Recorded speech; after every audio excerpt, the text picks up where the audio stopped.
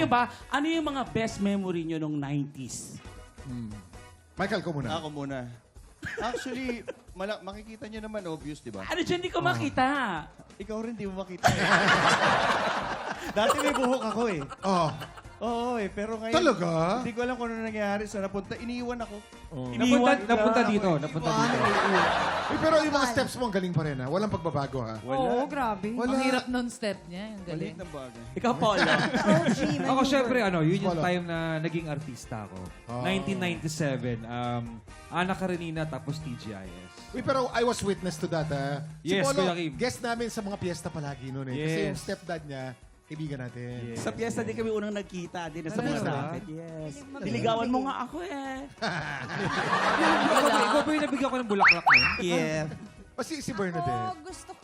Naalala ko yung maglalaro ka sa hapon, matutulog ka muna, kailangan may tulog. Yeah. Alam Oo. niyo yun? Oo. Pagkatapos ng lunch, matutulog, that's the only time pwede ka maglaro sa hapon. Ano ang panakot sa'yo ng lola mo o ng yaya mo pag di ka natulog? Basta hindi ka maglalaro, walang Di laro. ba? Tsaka may panakot Tapos yun. minsan Paano? nagpapanggap Walang ka lang na social. natutulog. Yes, Oo. tapos Pikit-pikit pag lang maririnig mo yung mami kunwari. mo, papasok na. Yes. Pero kami Subukan kasi na ganyan. nasa ano pa kami, loob ng reproductive system ng aming mga Ayabang mo naman.